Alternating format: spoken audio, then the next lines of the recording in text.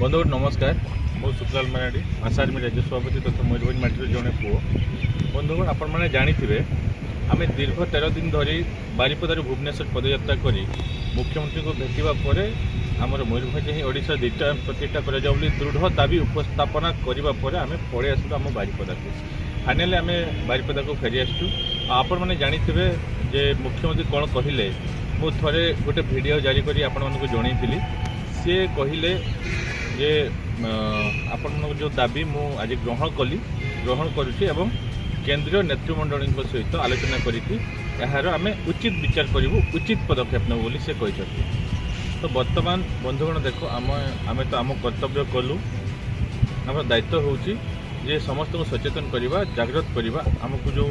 अवहेला करा जाउछि मयूरभंज जो health system अवहेला करा जाउछि यार प्रतिवाद करी आम दीर्घ 11 दिन धरी आम पदयात्रा कलु। पदयात्रा करने पर मु भावुली जे बेसी रु बेसी ये जिनसटा लोक मैंने जानतु लोक मैंने सचेतन हूँ आम कौन पाई एम्स चाहूँ एम्स तैयारी हो गले आमर जो बड़ बड़ मारात्मक रोग गुड़ाक एम्स से चिकित्सा हो पार यदि मयूरभंज एम्स तैयारी हुए ताले आम लोक मैंने उपकृत हे मयूरभंज लोक उपकृत होगा सहित आमर जो उत्तर ओडिशा रहिला बालेश्वर केन्दुझर एवं भद्रक आम पाखापाखि लोक एवं पड़ोशी राज्य आमर वेस्ट बेंगल आउ झारखंड हो से माने मध्य उपकृत हेबे। तेणु मु भावे जे माटी आमको कौन देइछि सेटा जरूरी नुहे माटी पई आमे कौन करि परबा सेटा होछि जरूरी। तेणु मयूरभंजवासी विश्वस्तरीय स्वास्थ्य सेवा जोगाई देवा निमंते आम यह पदक्षेप नहीं वर्तमान समस्ते दल मत निर्विशेष युव समाज छात्र समाज सचेतन नागरिक समाज बुद्धिजीवी समाज जदि प्रतिक्रियाशील होगा और समस्ते एकता होकि सरकार को चाप पकेबा जे आमको निहाती एम्स दरकार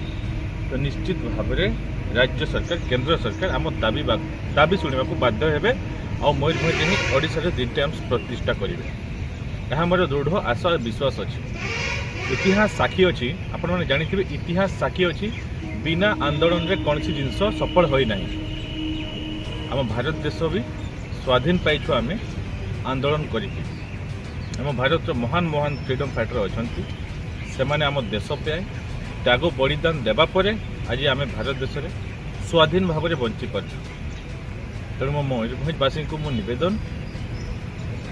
यही मयूरभंज माटीर पुओ हिसाब से मुझे समस्त को निवेदन करुच्ची कि आपण मैंने यही जो लड़े आम समस्त जो स्वास्थ्य सेवार जो उन्नति आसू बोली आम चाहूँ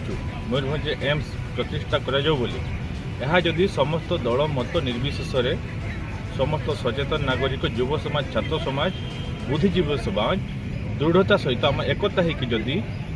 राज्य सरकार केंद्र सरकार पाखरे दृढ़ दाबी उपस्थापना करवा दृढ़ चाप पकेवा ताहले निश्चित भाव में आम मयूरभंज एम्स प्रतिष्ठा हम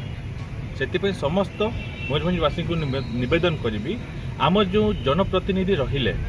जो मानू आम भोट देके निर्वाचित करूँ आपण मैंने